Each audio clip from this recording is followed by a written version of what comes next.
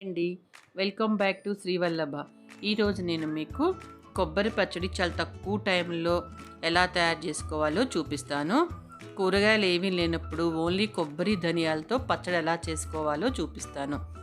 దానికోసం ముందుగా స్టవ్ మీద ఒక బాండీ పెట్టి దాంట్లో ఒక 2 స్పూన్ల ఆయిల్ వేసి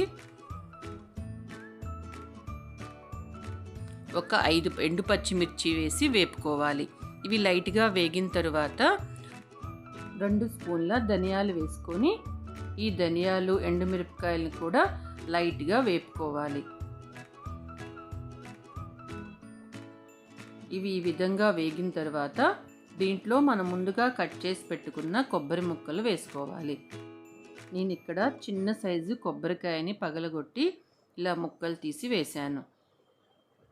ఇవన్నీ లైట్గా మనం బాగా వేపుకోవాలి. ఇవి వేగిన తరువాత దీంట్లో 1 స్పూను చింతపండు గుజ్జు వేసుకోవాలి. చింతపండు గుజ్జు లేని వాళ్ళు ఒక చిన్న నిమ్మకాయ సైజు అంత చింతపండుని విడదీసి శుభ్రంగా కడిగి ఈ పచ్చడిలో పెట్టుకోవాలి. తర్వాత ఒక కట్ట కొత్తిమీరని శుభ్రంగా కడిగి ఈ పచ్చడి ముక్కల్లో పెట్టుకొని బాగా మగ్గనివ్వాలి. మగ్గిన తర్వాత వీటిని చల్లార్చుకొని మిక్సీ వేసుకోవాలి. పచ్చడి కోసం మిక్సీలో 1 స్పూన్ జీలకర్ర, 1 స్పూన్ ఉప్పు వేసుకోవాలి. 7-8 వెల్లుల్లిపాయలు ఎక్కువ వేసుకున్నా కూడా 10 వరకు వేసుకున్నా కూడా టేస్ట్ బాగుంటుంది. ఇప్పుడు చల్లారబెట్టుకున్న కొబ్బరి ముక్కలన్నీను మిక్సీ జార్లో వేసేసి మిక్సీ వేసుకోవాలి.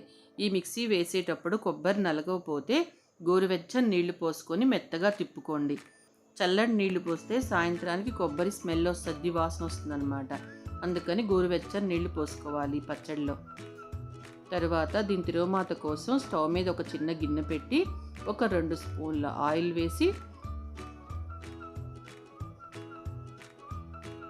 ఈ ఆయిల్ హీట్ ఎక్కిన తర్వాత తిరగమాతలో ఒక ఎండుమిరపకాయ, ఒక 1/2 స్పూన్ ఆవాలు, ఒక 1/2 స్పూన్ పచ్చిశనగపప్పు, ఒక 1/2 స్పూన్ పట్టుమినపప్పు, ఒక 1/2 స్పూన్ జీలకర్ర.